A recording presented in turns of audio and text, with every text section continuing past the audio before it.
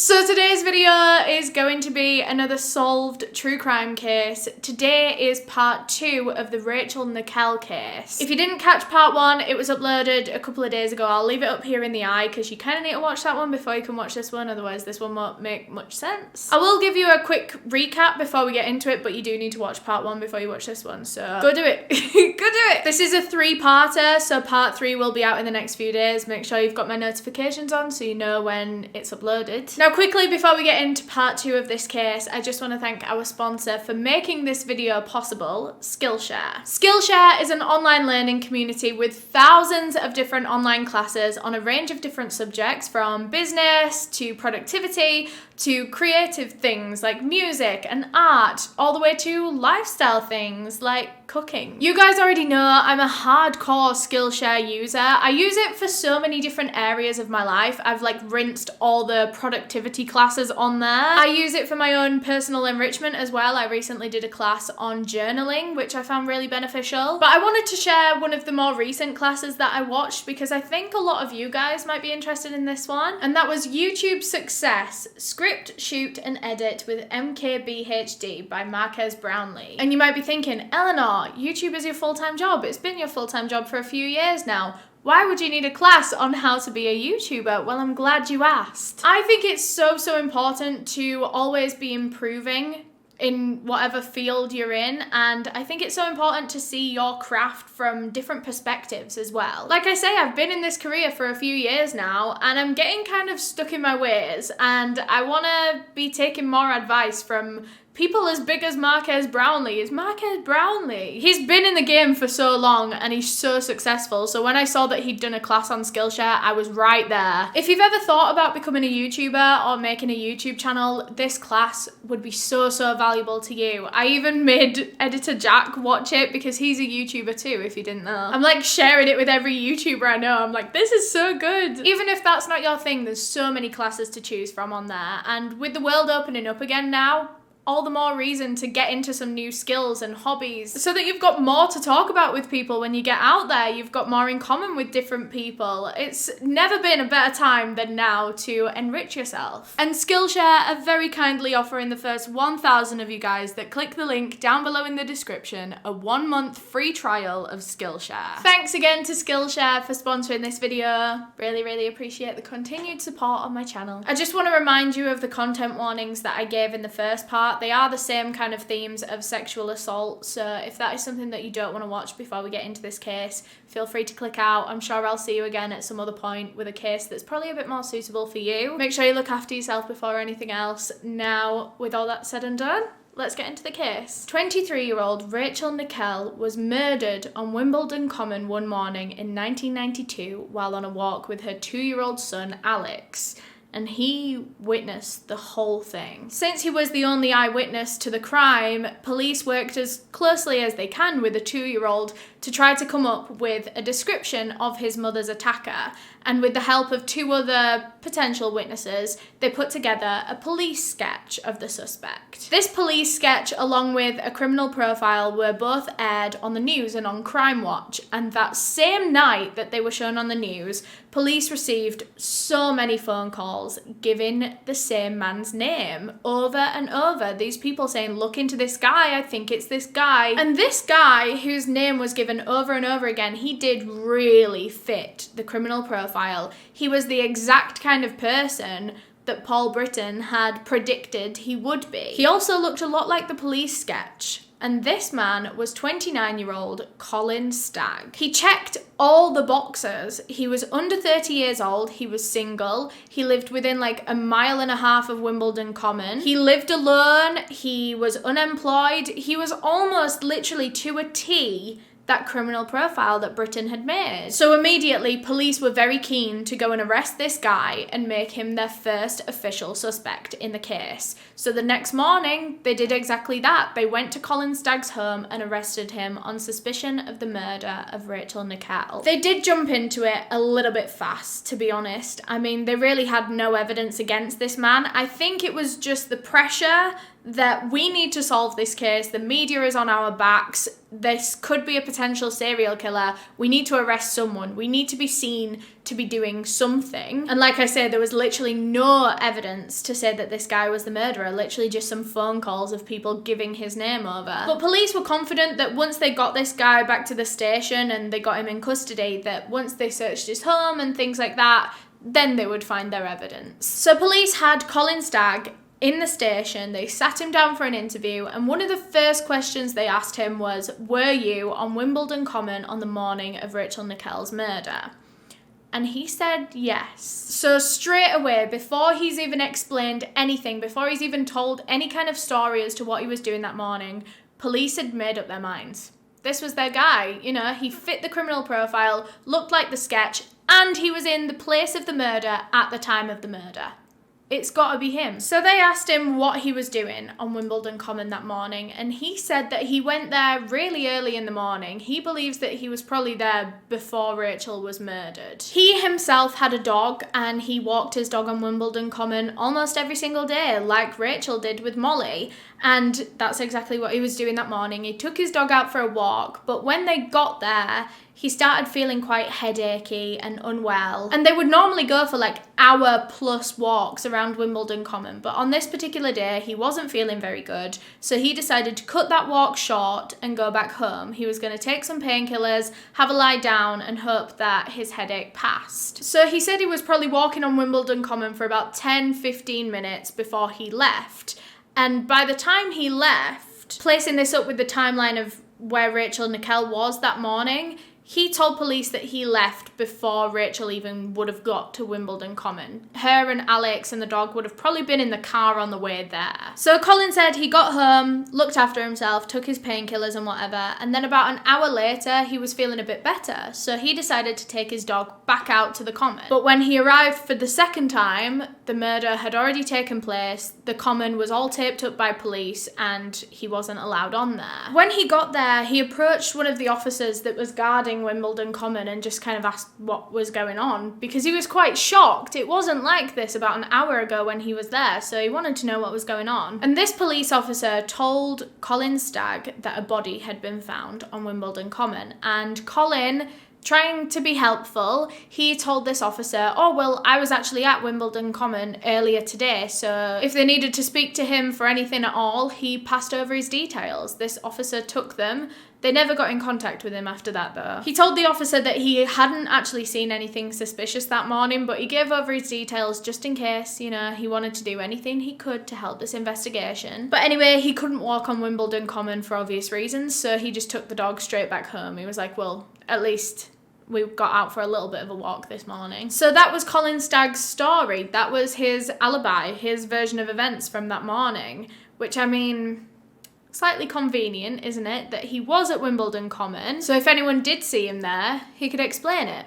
But he was gone just before things went bad. Police obviously asked him a bunch more questions in this interview, and they noted that Colin Stagg seemed very avoidant. So they would ask him one question and he would kind of twist it and end up answering a question that they didn't even ask. He was very good at taking detours and not really answering what was asked of him. They also noticed that he would stumble over his words a lot. He seemed a little bit tetchy, a little bit nervous. He was also kind of shady about the times that he was at the park. Like, he would give police full hour window time slots that he could have been there. So he was like, oh yeah, I set off from my house between 8 and 9. Which in itself is not evidence that he's guilty of anything, but it is just a little bit, yeah, it's not very helpful to police. It's not very convincing. I don't know, maybe in 1992 it was different because they didn't have mobile phones and stuff, but I mean, watches existed. And actually, when police spoke with his neighbours later on to kind of corroborate his alibi, one of them said that they'd seen him leaving the house at 9:20, which is not even in the hour window that he gave the police. And second of all, that puts him on Wimbledon Common closer to the time of Rachel's murder. He also told the police that when he was at Wimbledon Common, he'd seen and spoken briefly to a woman with brown hair that was tied back in a bun. She was carrying a baby in a pram, and she had her boyfriend with her, who was a big butch, like, bald man. These descriptions are important because, like I said, on the day of the murder, police took down everyone's names, details, and descriptions, just in case anything like this arose. So police went to all of their records of who was in Wimbledon Common that day, and they didn't find any records of a couple and a baby that fit those descriptions. There was no brown-haired woman and bald man with a pram, which, you know, could be slightly bad memory, or could he just be lying? You know, could he have made up some fake people that he saw and spoke to just so that he looked like he was telling the truth? Police felt like all of this was all just very suspicious, and I don't blame them. It's one thing after another, isn't it?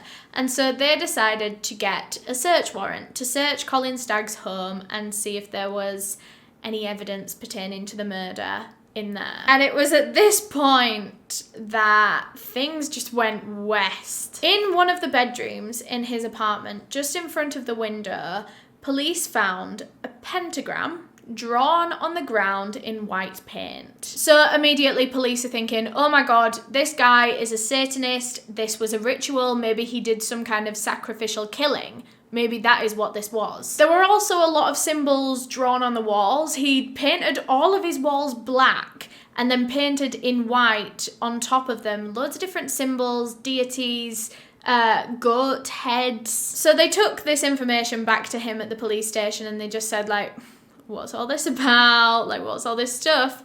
And he tried to explain it away by saying that it was actually his brother that had done all that had painted all those things in his house. He basically said that the apartment was his brother's before it was his. He said that his brother did it all, and when Colin moved in, he said he just hadn't got round to cleaning it all up yet and redecorating. So he just lived among all of his brother's, like, satanic paintings on the wall. I mean, I don't know. It sounds a bit mad that you would just kind of live amongst all of this stuff. I think that would creep me out a little bit, but that's just me.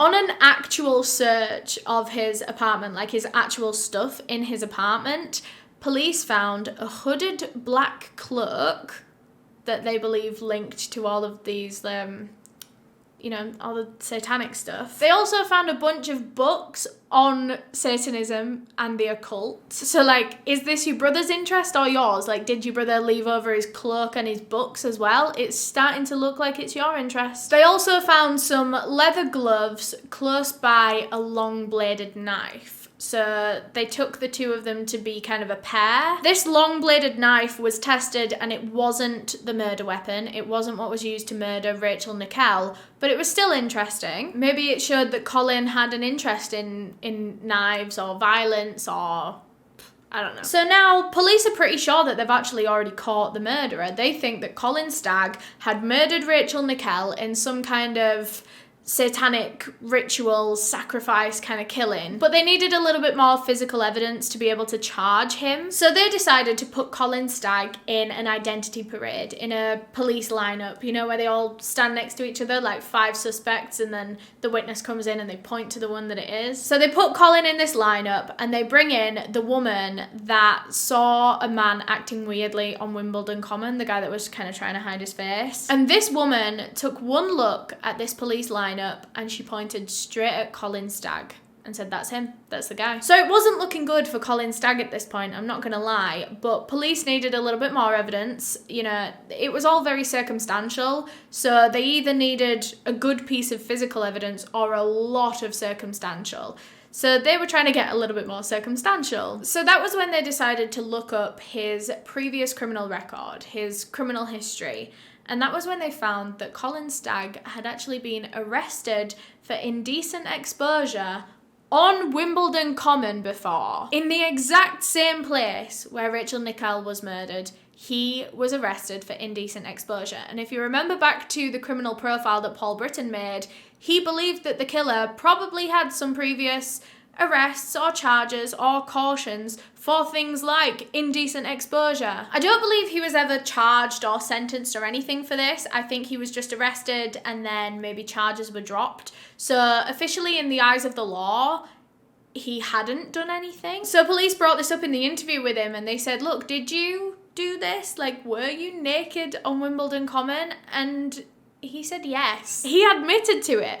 To police, he admitted to being a pervert in police interview. Colin said in this interview with police that he was sunbathing naked and it was something that he did like every year. He was so like chill about it. He was like, yeah, I do it quite a lot actually, every summer. He was literally confessing to a crime. And he's just like, yeah. And the woman that reported it, actually, the woman that reported the indecent exposure at the time, actually told the police that he had an erection when he was naked on the common.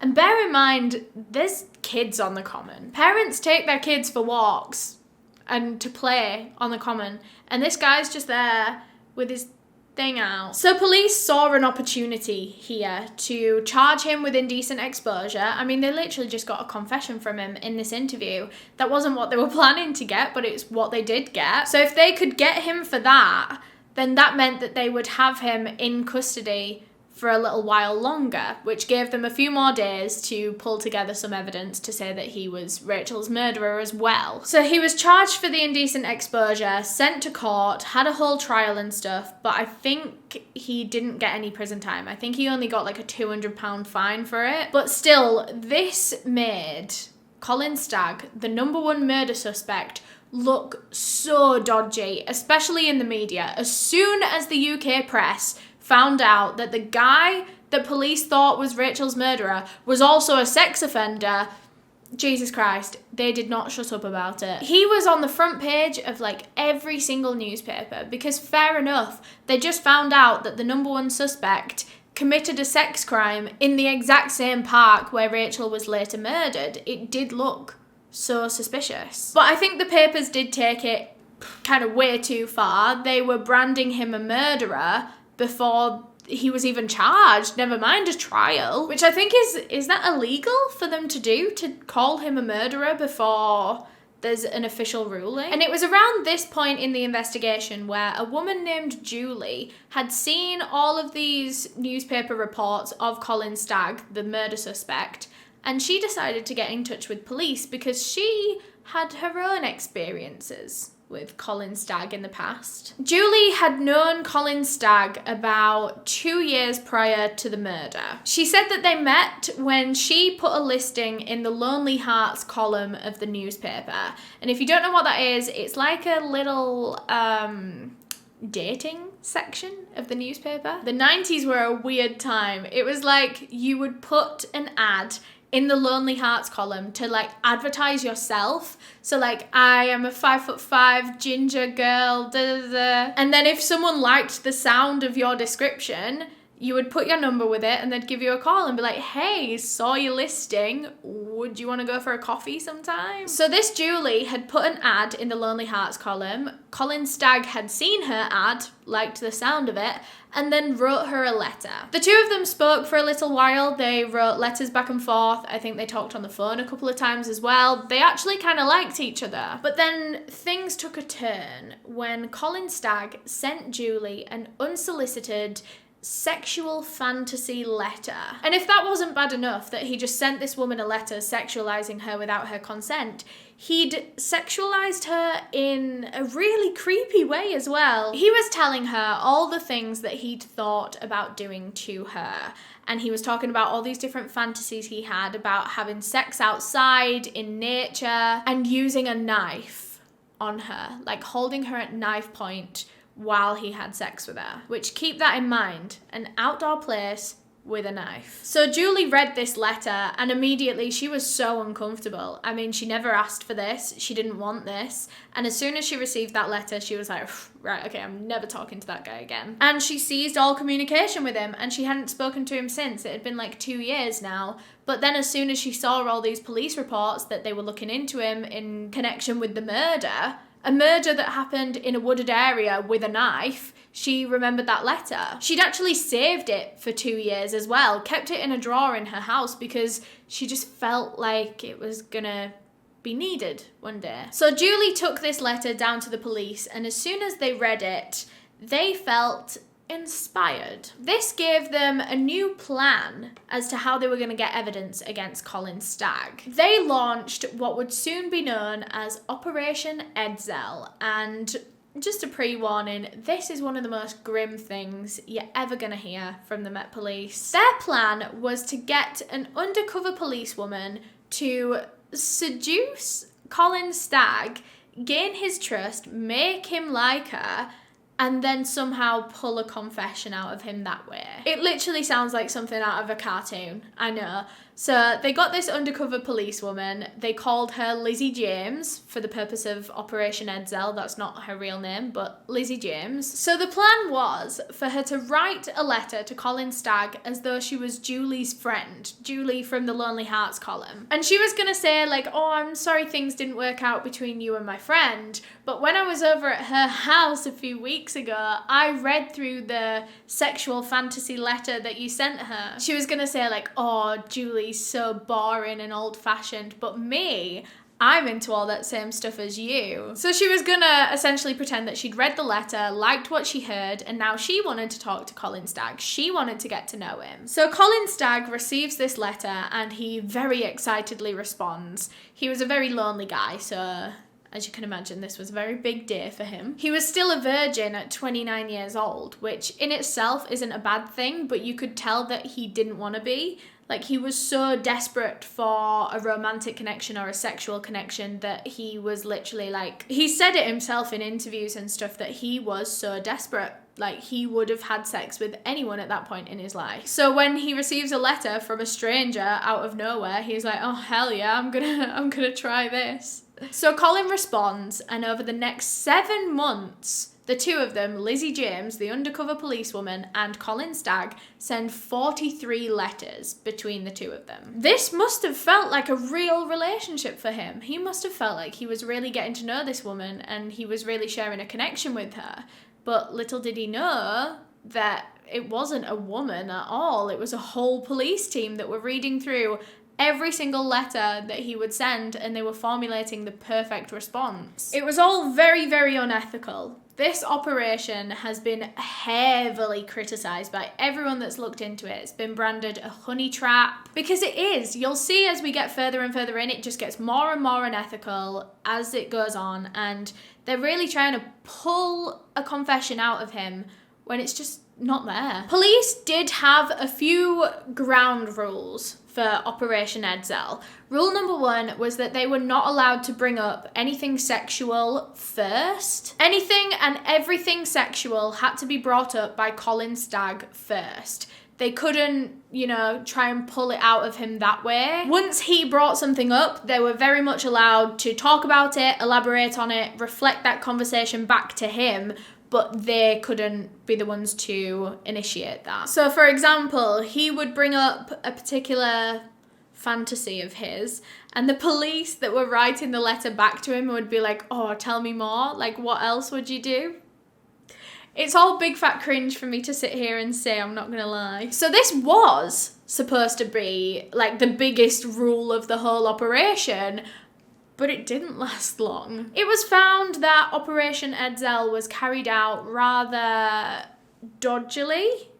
As if it wasn't dodgy and unethical already, like from a moral point of view that they were doing this to a man when they didn't know that he was guilty. But the way that they were doing it was also dodgy. It was found that in these letters from Lizzie James, she would be saying things like, oh, I want you to dominate me and overpower me. I want you to humiliate me, make me feel defenseless and scared. Like, she was proper trying to pull out particular emotions in him, knowing that he had a fantasy for using knives during sex. So she's using keywords like defenseless and humiliate me and make me feel scared and things like that, knowing that that's what he's now gonna say. And he was desperate to have sex with this woman. And I don't mean that in a mean way, but he was. And so he was saying anything he thought Lizzie James wanted to hear. Whether it was true to him or not, whether it was his fantasy or not, he thought this was Lizzie's fantasy, so he was going to say anything that he thought would get her into bed with him. And when he would say certain things, Lizzie would come back and say, I feel like you're holding back. I feel like you're not telling me everything. Be more dominating, be more powerful, make me feel powerless. Which is obviously just encouraging Colin Stagg to go bigger and beyond what he was saying before. So now he's going to bring in these even more mental sexual fantasies that he's got, which is exactly what they weren't supposed to do, by the way. If you remember number 1, they weren't allowed to push him and kind of encourage his answers. They weren't allowed to do any of that. They were supposed to just have a conversation with him, gain his trust, and then get a confession, not literally drag a confession out of him. But Colin did ask in most of the letters that he would send with these sexual fantasies, he would say things like, is this what you want? Like, is this what you're into? I think he was always worried that he was going to scare her off or make her feel weird or make her uncomfortable, because he knew what he'd done to Julie with his other sexual fantasy letter, and that scared her off and he never spoke to her again. So I think he was very careful with this, and you could tell that he was always trying to get her consent throughout this. Eventually, this relationship between Lizzie James and Colin Stagg progressed to phone calls. I don't know what to say, you know.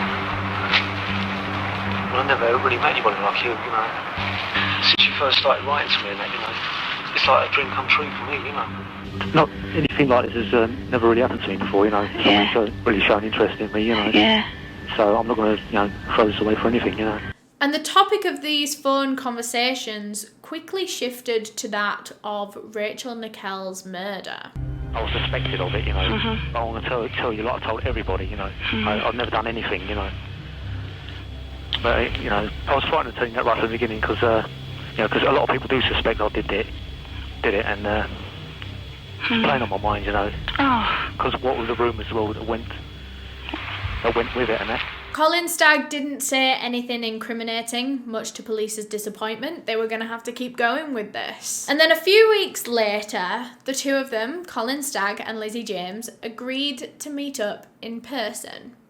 Which sounds like a recipe for disaster, does it not? This is a man that they believe to be a brutal, sexually motivated murderer, and they're just sending off this woman to go and meet him. Obviously, there couldn't be any security or anything anywhere near, otherwise it would give up their plan. They did plan to have police officers dotted around the area where they were going to meet up, and people were going to be watching at all times, but still, if he just whipped out a knife and started stabbing her, I don't think anyone would have been able to save her in time. So anyway, they planned a place for the two of them to meet up, and they decided on Hyde Park in London, which is also kind of scary considering they think this man specifically chose a park to murder a woman, and now he's asking another woman to meet him at a park. So anyway, the meeting was put in place, and on that day, police were at Hyde Park literally for hours beforehand, watching out for when Colin Stagg would arrive. And he actually arrived at Hyde Park early, which was kind of concerning. Why? Like, why was he there early? Was he planning something, preparing something? Or was he just early? Was that just the kind of guy he was? In the meantime, while he waited for Lizzie James to get there, he just stood under a tree. Bear in mind it was actually raining on this day, so weird that he just wanted to be out in the rain for a little bit longer. He stood under a tree, just people watching for a while, until he eventually spotted Lizzie James, and he walked over, approached her, and the two of them greeted each other. They talked normally for a while. They had a little bit of a walk around the park. It was actually Colin Stagg's birthday on this day, which makes the ethics even worse, you know? You're just gonna do this to a guy, get his hopes up, get him to go on a fake first date on his birthday. But anyway, because it was his birthday, Lizzie James had brought him some birthday presents. She got him a stereo and a baseball cap. But little did he know that the only reason she'd got him that baseball cap was so that she could encourage him to wear it that day so that he would stand out to the police that were watching them even more. So the two of them walked around this park, and then they went into a little cafe restaurant type thing that was in Hyde Park, and they sat down at a table where it would be easier for the other police officers to watch them. So anyway, police had prepared a plan. They hadn't just sent Lizzie James in there being like, oh, just try and get us a confession. They'd actually sat down and made a plan with Paul Britton, the criminal profiler. And this plan was that Lizzie James was going to sit down and tell Colin Stagg that she had a dark secret, like a naughty secret. She had to be kind of like seductive with it so that Colin would know that it was one of those secrets that she would tell him. Does that make sense? Like, it needed to seem like a secret that she wanted to tell, but she felt like she couldn't. Like, she had to be like, oh, I've got this dark secret, and he would be like, no, tell me, you can trust me, tell me. And everything went to plan. Lizzie James started telling him that she had a secret. He was like, tell me, and so she did, and it was one hell of a secret. Lizzie James said that her dark secret was that she was very much into the occult, Satanism, rituals, sacrifices. She said that it all really turned her on. Like, she got sexual gratification from these rituals and things. She had an ex-boyfriend who had introduced her to Satanism and the occult, and one day she and her boyfriend had gone so far as to commit a sacrifice. She confessed to Colin Stagg that she had murdered a pregnant woman and her baby on an altar and, sacrificed them to whatever power they believed. She said that when she had slit both of their throats, she then put a cup to the woman's throat, filled it, and then drank her blood. And then after that, her ex-boyfriend and this other couple that they were doing it with all had an orgy. I actually think there was way more than 2 couples. I think this was like a whole satanic group. Don't know though. The details are a little bit... And I mean, it's not real.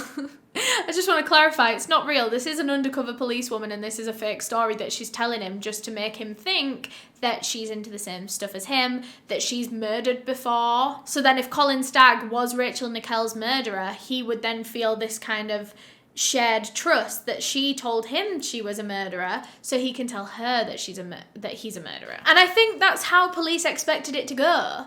I think they expected Colin to be like, oh my god, you've killed someone, so have I. I'm into that too. I just committed a sacrifice the other month. That's not how it went. He didn't confess anything back to Lizzie James, although he did seem weirdly unaffected by this confession. She literally just told him that she is a double murderer and that one of her victims was a baby, and he didn't so much as flinch, didn't make a facial expression. He was just like, oh, okay. I think most people would be absolutely horrified to hear that, but not Colin. This seemed very normal to him. Anyway, at the end of this date, Colin walked Lizzie to the gates of the park and saw her off into a taxi. But before he did, he actually handed her a note, another sexual fantasy note that he'd written her beforehand. And this note was one of the worst yet. This letter went into great detail about how he wanted to take Lizzie James out to Wimbledon Common, have sex with her at knife point, like threaten her with a knife as he was having sex with her, and then he wanted to cut her flesh and watch her blood flow. So when this date was over, the police read this letter and they were absolutely astounded. This had to be Rachel Nickell's murderer. This was pretty much exactly Rachel Nickell's murder written down in a letter, but just phrased as a sexual fantasy. What were the chances that there are 2 guys out there with the exact same knife point sex fantasy that were in Wimbledon Common on the morning of the murder? The chances are so slim. How could it not be Colin Stagg, is what police were thinking. How could it be anyone else? But police needed that confession. This letter still just wasn't enough to charge him. They needed a confession. So they sent Lizzie James back to meet him, again with a wire on so that they could record everything he said. I think she had one on the first time as well. And this time they got Lizzie to bring up the fact that Colin Stagg was a suspect in Rachel Nickell's murder. Because they'd talked about it before. He'd been very open with her and just said, look, yeah, I am a suspect. But he assured her that he didn't do it, that he'd never done anything like that. Like, that's just not him. It's 2 weeks through, they think I did it, even now.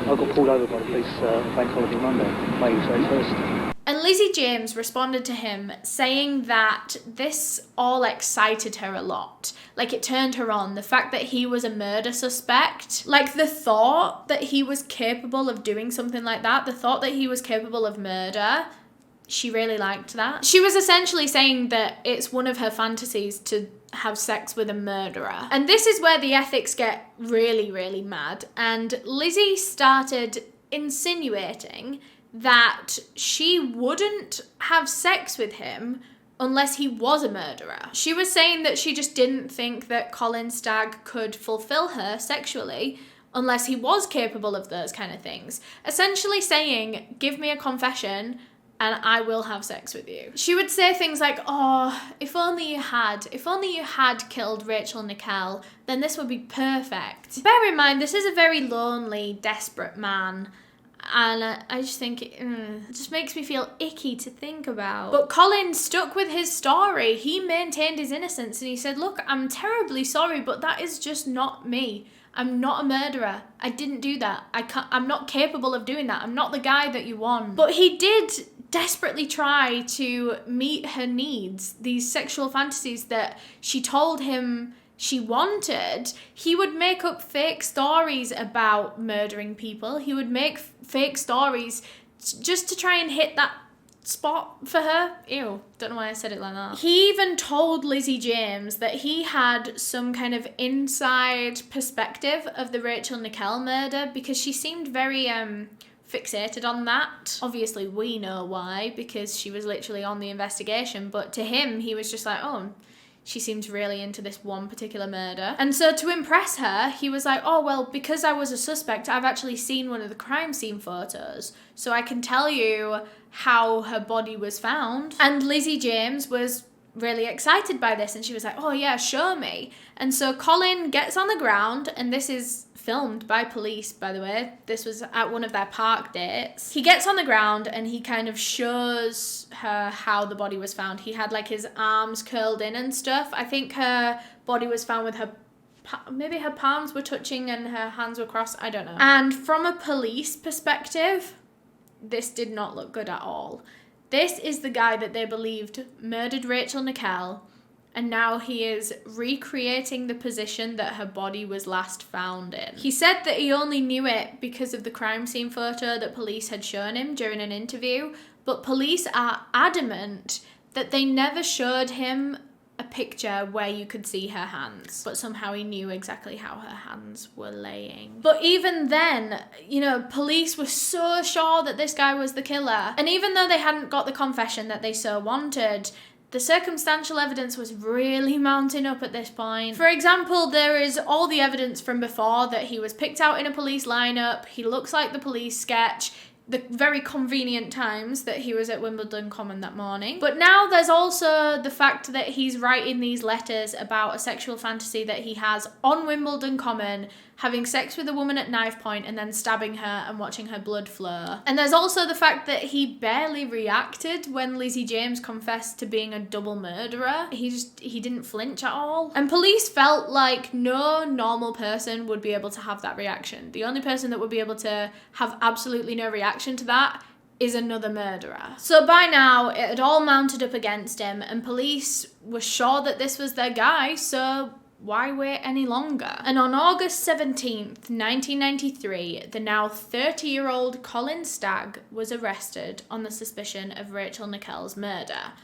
Again. It was now over a year later, over a year on from when the murder actually took place. And now a huge search for evidence was underway. They decided to search this guy's house again. They were even digging up his garden to see if he'd buried anything. As they were doing that, they brought Colin Stagg into the police station, where they were going to finally reveal to him that his love interest of the past year, this woman that he'd grown feelings for and a connection to, was an undercover policewoman this whole time. It was all just a big hoax. They came clean about Operation Edzell, and they told Colin Stagg every little detail of what they'd been doing to him over the months. The fake letters that had been planned by the whole police force. I can't imagine how humiliating that must be, to know that you were vulnerable and open and honest with this person, and it was a whole team of people formulating a response to you. They told him that all of their dates were wiretapped. They'd listened to every single word that guy had said.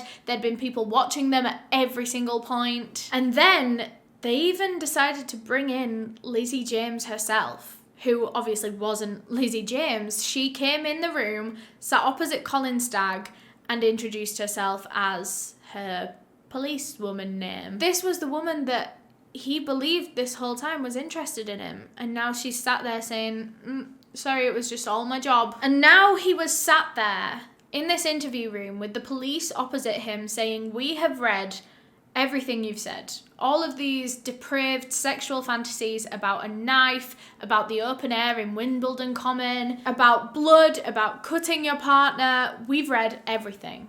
And now we think you are responsible for Rachel Nickell's murder. They confronted him with each piece of evidence that they had. The fact that he positioned his body in the way that Rachel's body was found. And he said he didn't actually mean to do that with his hands, whatever he did, palms touching and crossed or whatever it was. He said that that was actually just him brushing the mud and the dirt off of his hands after he'd just lowered himself to the ground. Because like I said, in the crime scene photo that he had been shown by police, you couldn't see her hands. So how would he have known that her hands were crossed? He said that he didn't. He said that it was just an accidental gesture that he made. Maybe they took it the wrong way, but he didn't. He said that he didn't know that her palms were crossed. They also said to him, well, why, when Lizzie James confessed to you that she is a double murderer, why did you not react at all? Why was that just a very normal thing for you to hear? And he said that the reason he didn't react was because he actually thought Lizzie James was mentally ill. He didn't think she'd actually killed anyone. He thought that this was all just some kind of mentally ill rambling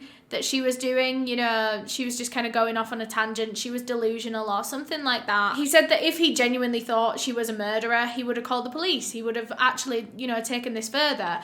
But he just thought that this woman was mentally ill and she was interested in him. So he was willing to just go along with whatever she said so that he could sleep with her in the end, which is a bit gross, but... And he was also just being polite as well. If this woman was actually mentally ill, he didn't want to sit across from her and make her feel weird and make her feel bad for having these thoughts and delusions and things, because he knew that if she was mentally ill, she couldn't help it. So he wasn't going to sit there and react and make her feel like a monster when he didn't think she'd actually even killed anyone. At the end of the day, Colin Stagg was there on those dates because he was so lonely and so desperate for a partnership that he was willing to listen to anything that she said in order to keep this connection going. But police were having none of it. No matter what Colin said to try to explain his behaviour, police were still convinced that he was a murderer.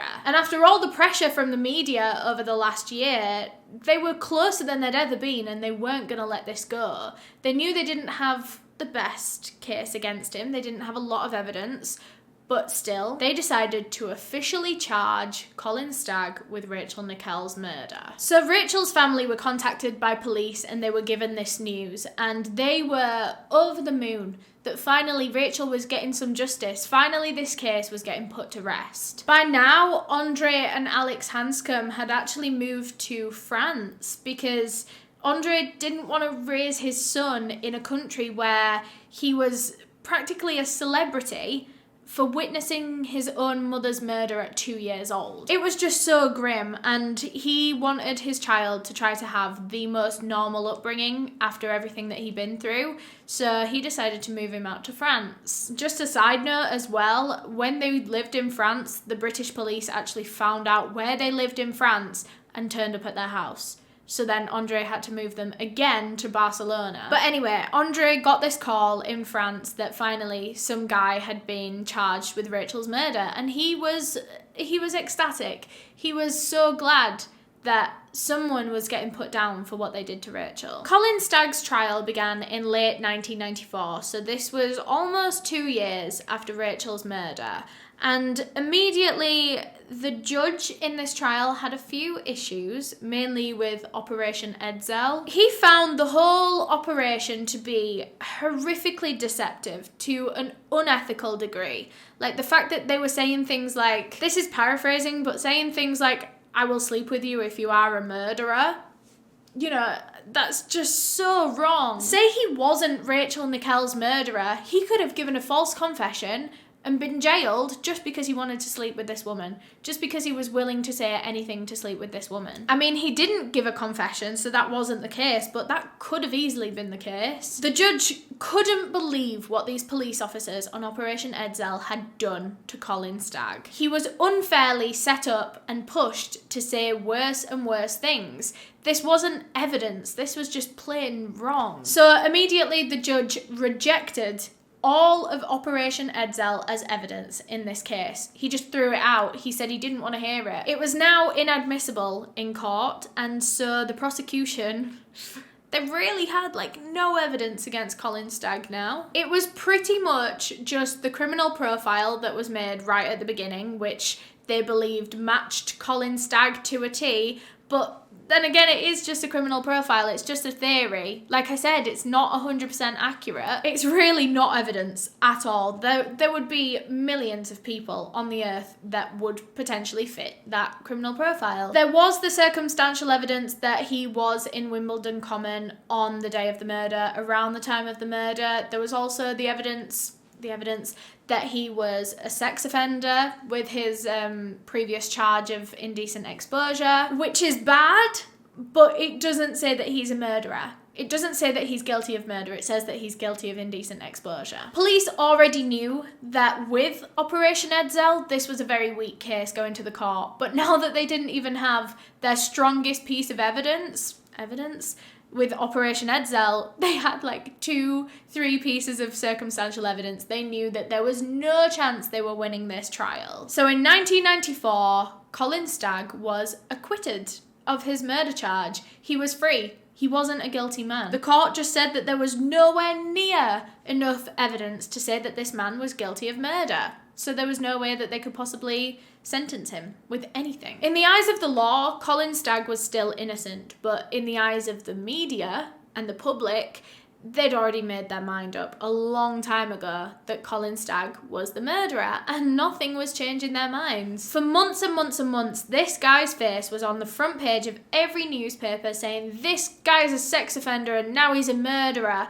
and people just didn't believe that he could be innocent. The whole public, the whole of the UK had been conditioned by the media to believe that this guy was guilty. And when they didn't get that verdict, they were angry. Everyone just saw this as the murderer walking free. They thought that this guy had gotten away with murder and that Rachel Nickell wasn't getting any justice. So even though he was acquitted, the media still didn't leave Colin Stagg alone. They were still printing that he was a murderer, even though he wasn't. And, I think that is illegal for them to say. They were saying that he was a murderer that would strike again. They believed him to be a serial killer that was now looking for another victim. And the police, with their main suspect being acquitted of the murder, they've still got a huge job to do. They've still got to solve this case. But when he was acquitted, police were just kind of like, oh well, we did our best, we tried, we took him to court, we got all the evidence, and, it still wasn't good enough, so I guess, what more can we do? They pretty much gave up on this whole case, on Rachel, on her family, on everything, because they still believed that Colin Stagg was the murderer. They firmly believed that. But with no evidence to be able to take him to court successfully, what more could they do? And for that reason, they didn't bother looking into anyone else. They didn't bother finding any more suspects. They just kind of left this case as is. The case did stay open for years, but that whole time, police just believed that Colin Stagg was the murderer and he was free, and there was nothing they could do about it. Of course, Rachel's family and the public were devastated that this whole 2 years of investigation had gone to nothing. £3 million of taxpayer money was spent just in this case alone, most of it trying to apprehend and sentence Colin Stagg for the murder. But now everyone had to come to terms with the fact that they had to just leave it. And for the next decade, this murder that happened in 1992 remained unsolved. It was a cold case for a decade. I can't imagine how awful that was for her family to know that not only was she not getting any justice, but Rachel's killer was out there potentially looking for another victim, potentially having other victims, and police just might not have known about it. On the 10-year anniversary of Rachel Nickell's murder, the media absolutely blew this case up once again. All the front page headlines were, "Remember this murder? It's still not solved. Police still haven't found anyone." And all of a sudden, police had that sudden rush of pressure on them once again. That same pressure that they felt in the beginning of every single media outlet on their backs saying, solve this, find this guy. And so now, because it was 10 years on, there was a whole new team of officers that were dedicated to this case. And they decided to go back to it and have another look with fresh eyes. Maybe now in 2002, they could look at this case from a different perspective, and maybe they would see something that officers 10 years ago missed. And maybe that could be all it takes. Maybe all it could take was a different look at another piece of evidence to be able to find a new lead, and then maybe that would lead them to the killer. And this was going to be a huge operation. They were going over every single piece of evidence, every single witness statement, every single interview, every single one of Colin Stagg's letters and everything, all from the beginning again. Just like it was a new case that had just come in, just like they'd just gotten the call about this case, they had to start from the very beginning. And that was when they found something. Officers back in 1992 had recovered a piece of DNA from Rachel's body, like I said, and it was quite a small piece of evidence, so it couldn't be forensically tested at the time. We just simply didn't have the technology to test a very small piece of evidence back in 1992. They weren't going to get anything with it, but they did decide to save this piece of evidence just in case later down the line we did have the technology for it. And guess what? We had the technology for it in 2002. So they tested this piece of DNA against Rachel Nickell. It wasn't her own DNA. They then tested it against her boyfriend and her son, Alex. It wasn't either of their DNA, but it was a male's DNA. And that's all they knew right now. So immediately, police are thinking, this has to be the killer's DNA. Finally, this could be the piece of evidence that they need to lock Colin Stagg up for this murder. So they bring him back into the police station, they get him to do a DNA test, and they compare this DNA that was found on Rachel's body to Colin Stagg. And it wasn't a match. This officially cleared Colin Stagg of the murder. He was innocent. It wasn't him all along, just as he'd been saying. He had been adamant that he never killed anyone. And no one listened. Colin Stagg was awarded £700,000 in compensation for this whole ordeal, for everything that he'd been through, for the media running his name through the mud for years, for a full decade. £700,000 is a lot of money. That's 3/4 of the way to a millionaire, almost. But at the same time, could any amount of money ever make up for the fact that the whole country hated you for 10 years?